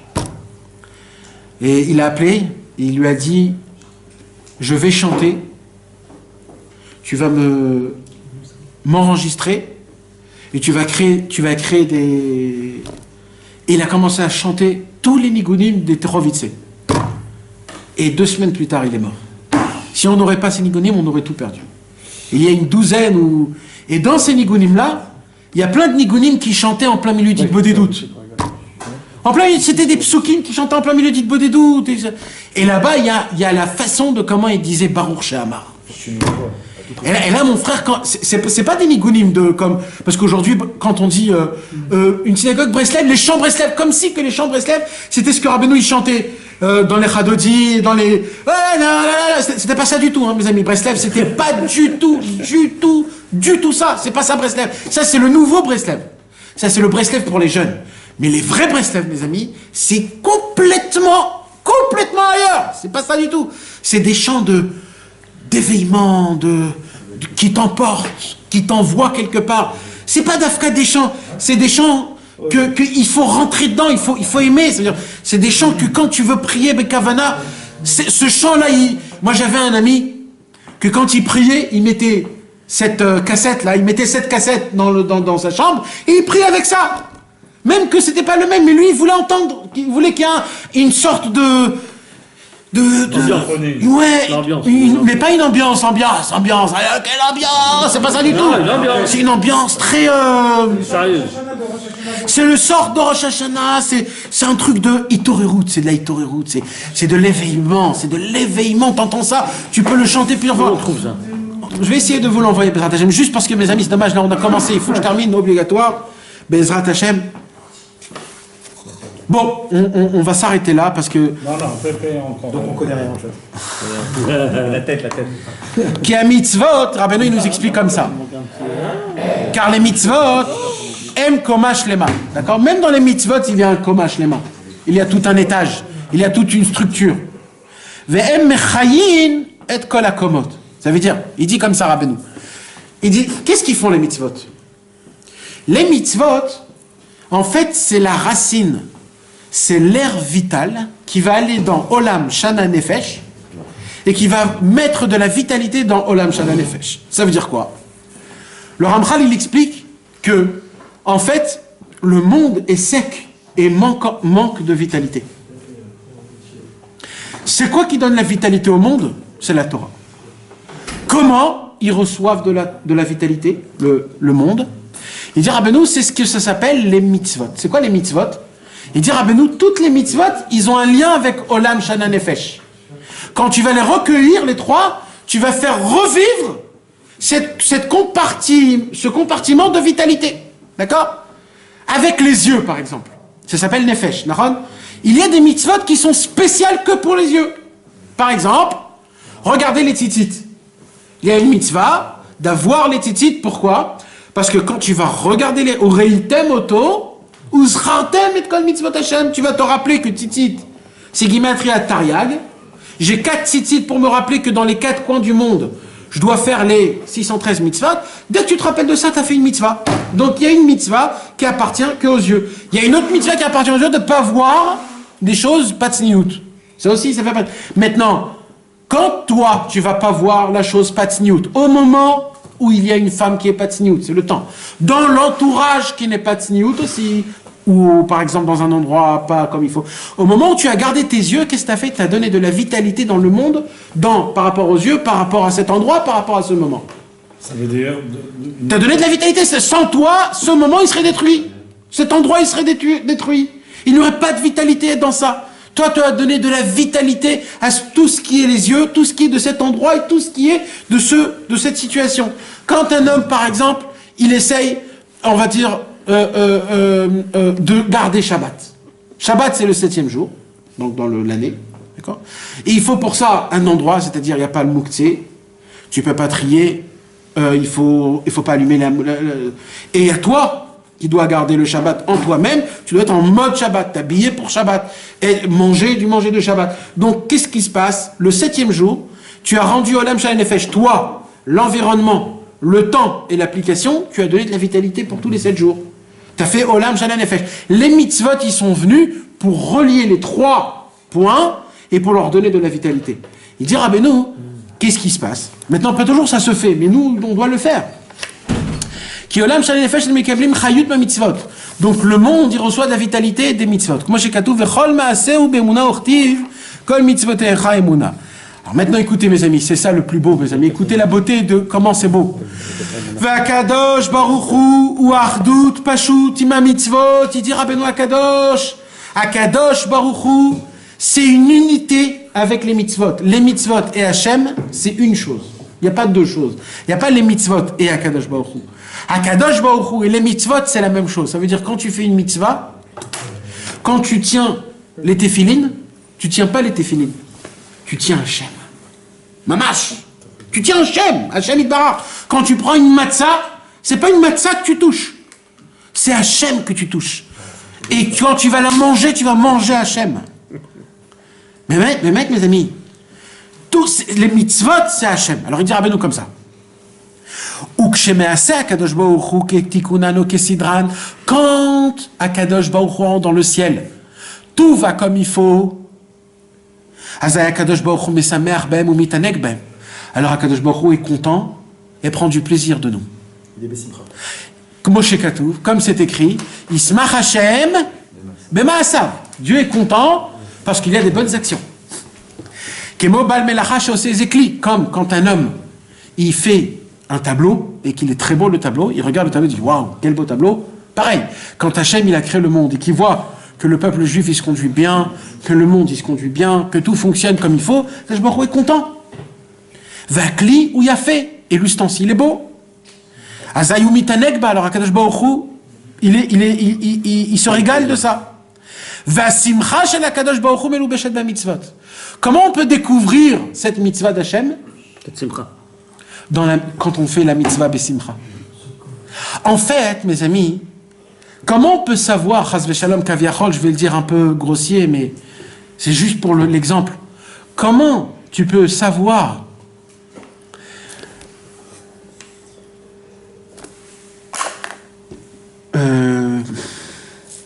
comment on dit quand quelqu'un il s'est réveillé du mauvais pied,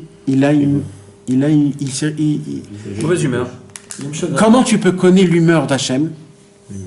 Kaviachol, chas v'shalom, si on peut dire. C'est par rapport à la mitzvah.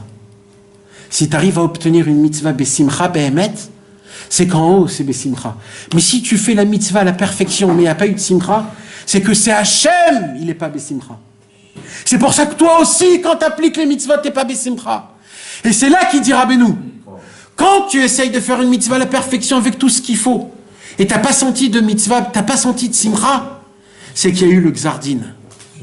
Et là, tu ne peux plus faire la prière. C'est ça qu'il a dit Rabbeinu. Comment tu peux savoir le xardin avant ou après le xardin? En faisant les mitzvahs de besimcha. Ça veut dire quoi? Si tu as tout fait pour que la mitzvah elle soit comme il faut, etc., et que même tu n'as pas eu de simcha, c'est qu'en haut dans le ciel, même Hachem, il n'est pas besimcha. Et si Hachem, il n'est pas besimcha, c'est qu'il y a des xérotes.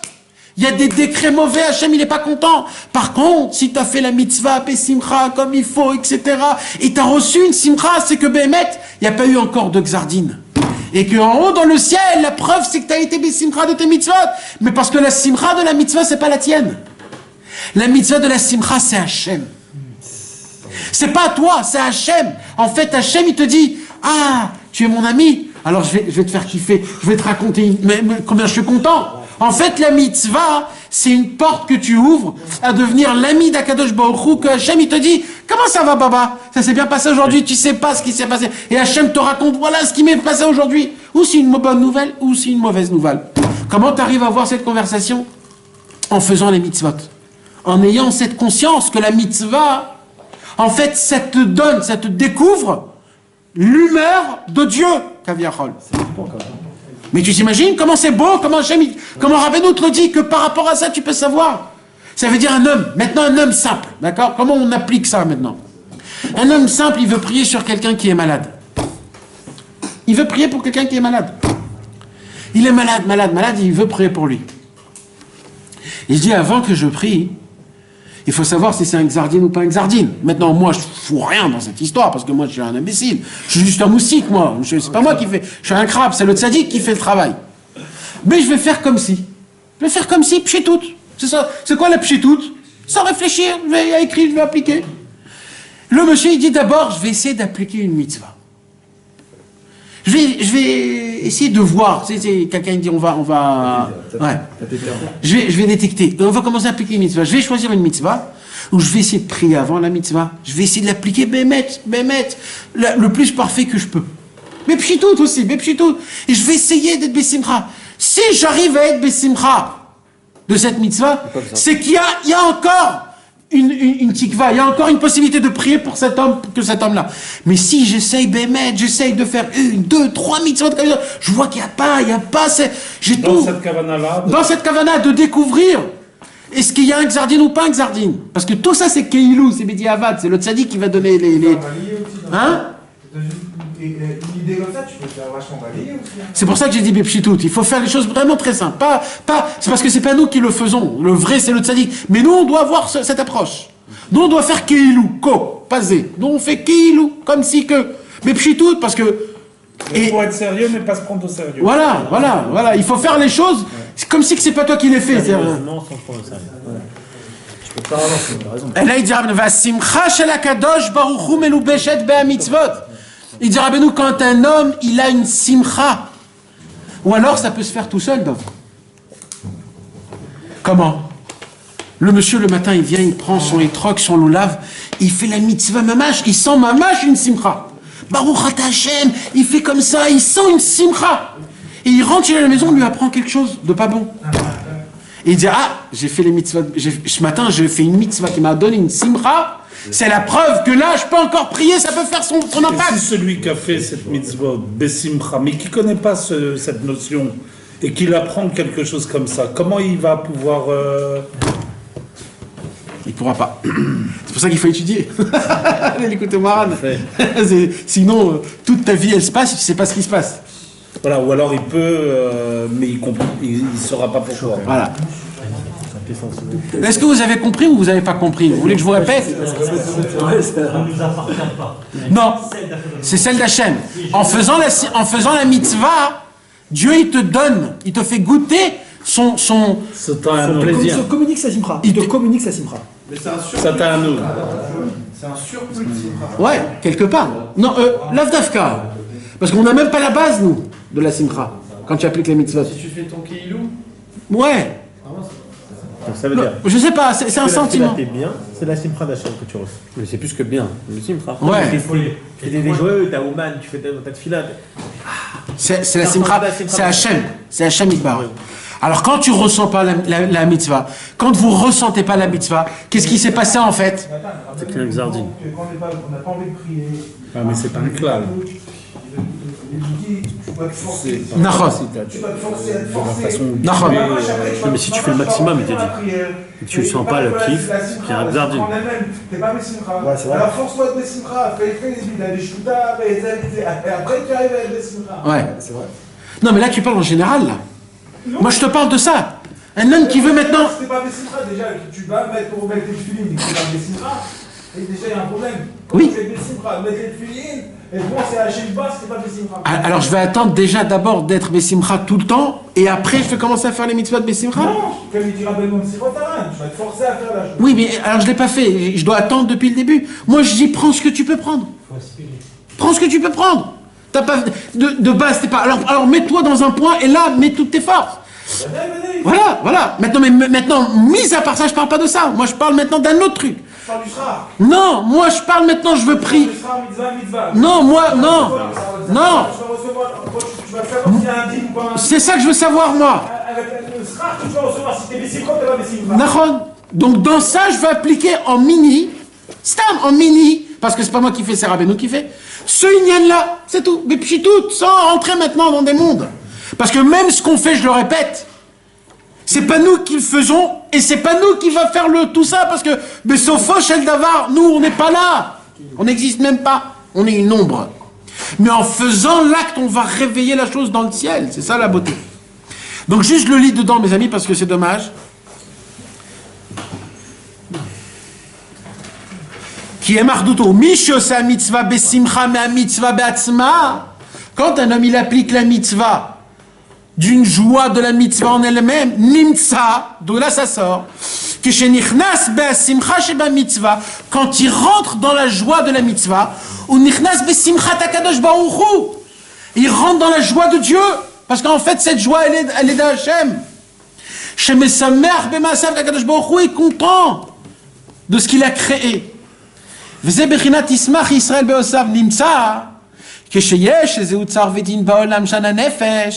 Quand il y a une rigueur ou un décret dans un des trois dimensions, Olam, Shana, Nefesh, le temps, l'espace et l'être humain, alors c'est sûr que Akadosh Baruch Hu, il a un peu moins de simcha, parce que là il a décrété un décret. Il va se passer quelque chose de mal. Alors il s'est passé déjà quelque chose. Ouais. Et là, c'est sûr qu'Hachem il est moins content. Comment Shekatu Vaïtatsev Elibo, c'est écrit, Dieu, il a eu de la tristesse dans son cœur. Ou comment Shekatu Shrina Maomeret Kalani Meroshi Kalani Mizroi. Vezeshinichnas Betor Hasimcha, la personne qui a la possibilité de ressentir la simcha de la mitzvah, Yachol Bevadai, Leda Lefinyan Hasimcha, Imu Kodem Gzardin, Imu Lachar Gzardin. En fonction de la simcha qu'il a dans la mitzvah, il peut comprendre s'il a de la simcha ou s'il n'a pas beaucoup de simcha, comment Hachem il est. S'il est besimcha ou si Hachem il n'est pas besimcha. Mais vous comprenez de quoi je vous parle, mes amis? Là, je vous parle. Là, je vous parle. Si Hachem est joyeux ou pas, vous pouvez avoir la même sensation de Dieu. Dieu te dit son Sentiment. C'est pas l'humeur le mot que je voulais dire. Sentiment. Matzavroach. Hein? Matzavroach. Comment tu dis Son dévoilement. Si, c'est Matzavroach, non? Tout Matzavroach. C'est quoi Matzavroach? Comment on dit Matzavroach? L'humeur. Son humeur. Bah, c'est pas le mot que je cherche. Il y a un mot en français. C'est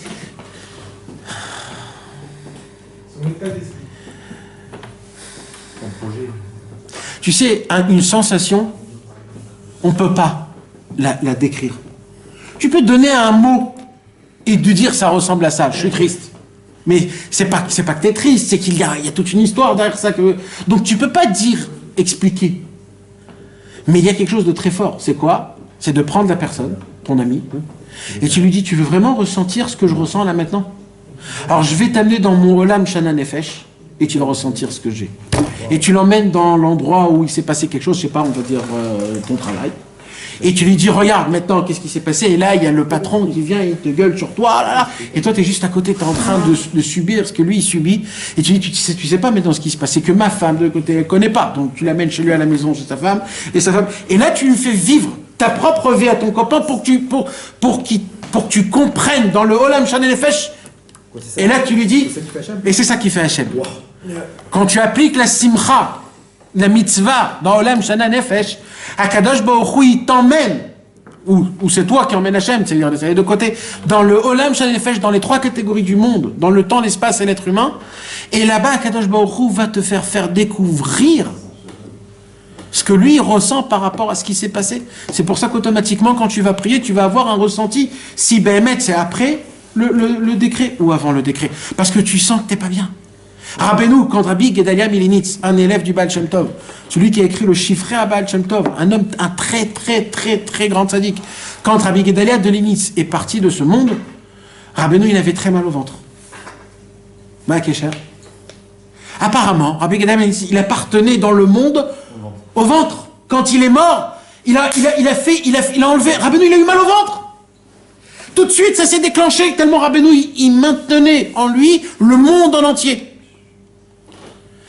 Quand le Rabbi Levi Yitzhak de Berditchov, il allait de ville en ville, Rabbeinu allait emmener ses téphilines chez un sofer pour vérifier les téphilines.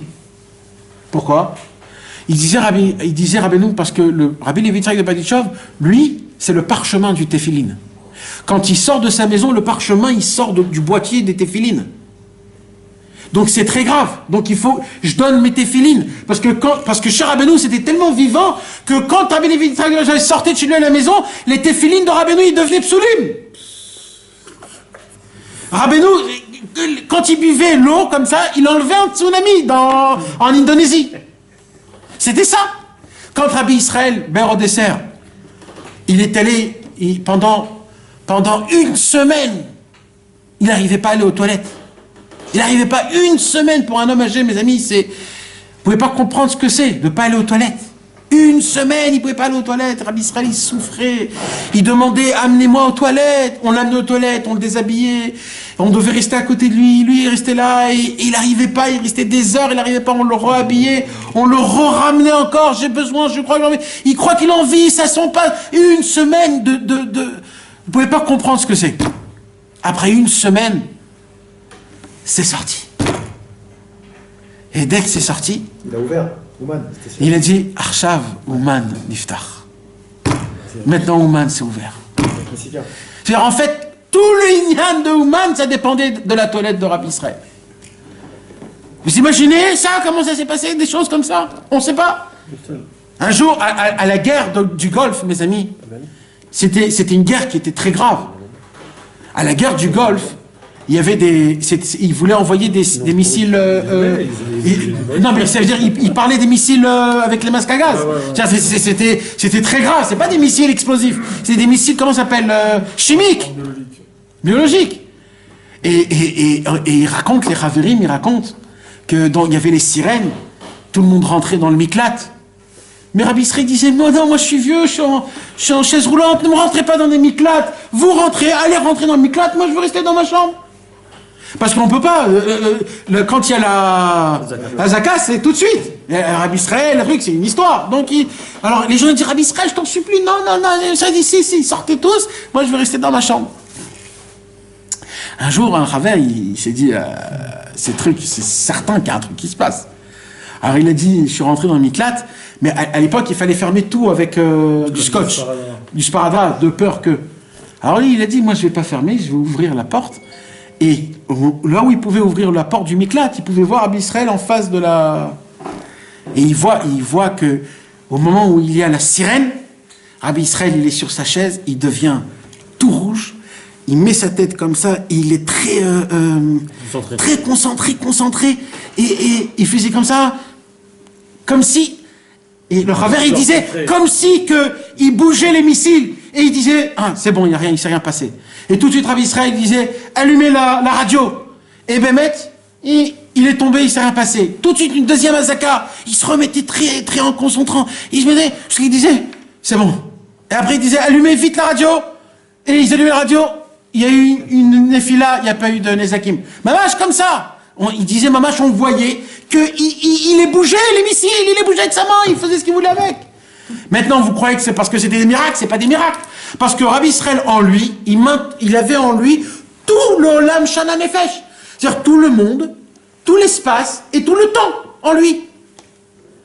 C'est pour ça que quand lui, il a mal au petit doigt, c'est qu'au Canada, il se passe un truc.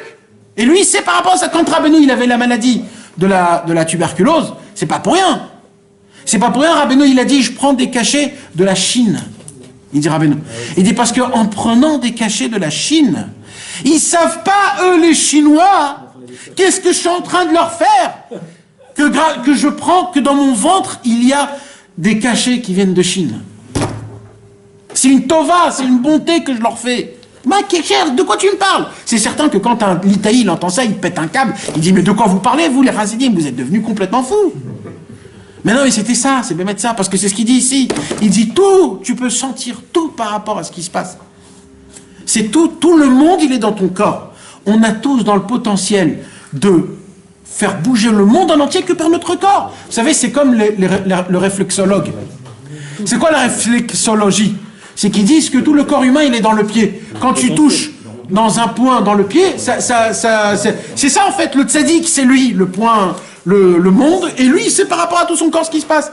Nous, en appliquant les mitzvot besimcha, on refait ce lien du Olam Shana Nefesh et on répare le monde. En gardant les yeux, je garde toute la ville de Tel Aviv. Toute la ville de Tel Aviv, et grâce à quoi? C'est parce que hier, j'ai gardé mes yeux. Parce que quelque part, je suis lié avec ça. Nous, voilà, par exemple, dans ce Olam Hazé, en étant les Vadaï, chacun de nous. Les élèves de Rabbeinu, si on fait ça, c'est mamash. Mais c'est mamash ça, Rabbeinu, il dit, c'est ça. C'est ça que le Rabbi Shvili. Le monde a été créé que pour ça. Ça veut dire nous, Béhémet. Grosse responsabilité. Oh, là tu comprends, c'est quoi que tu as dans tes mains. Là tu comprends. Surtout ce qui se passe maintenant. Exactement. Que Dieu nous en préserve, qu'on a beaucoup d'âmes tacotes. On doit se renforcer. On dit qu'on se connecte à la Simcha d'Hachem, Nathan. Ce que je comprends pas, c'est qu'Hachem, il est en dehors du temps. Ouais. Ça veut dire que moi, je me connecte à ce qui me relie moi à Hachem, parce que Hachem, autant... Tout ce qu'on parle, c'est toujours par rapport à nous, pas par rapport à lui. Non, mais ça veut dire que Hachem, aujourd'hui, peut-être qu'il est heureux pour moi, mais pour quelqu'un d'autre, il va faire une zéra. Non. C'est-à-dire que moi, quand je me connecte à sa Simcha, c'est par rapport à moi, alors c'est ça? Par rapport à toi et par rapport à ta situation et à ton entourage et à tout ce qui te tient à toi. Tout ce qui te concerne dans ta vie. Mais pas que toi personnellement. À ta femme, à tes enfants. Dans ton espace-temps. Olam Shana Nefesh à toi. Ranana, etc. etc. Chai Ben Simon, etc. Silence sur le moment. Aussi. Exactement. Parce que ce qui est bizarre comme il prend, il dit tu peux savoir ce qui va se passer avant le Xardin ou après le Xardin.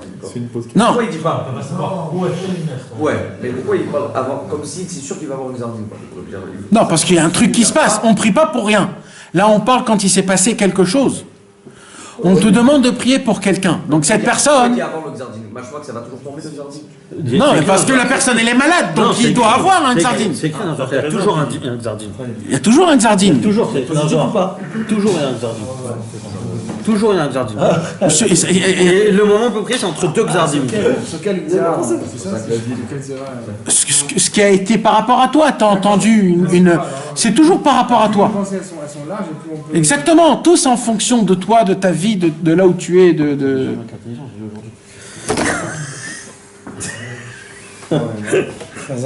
Voilà mes amis, qu'Akadosh Baruch Hu ait pitié de nous et qu'il nous enlève tous les xérotes parce qu'il y a beaucoup de xérotes mes amis.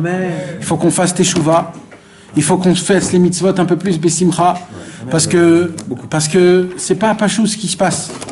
On entend des mauvaises choses, il y a des pertes tous les jours et c'est très chaud.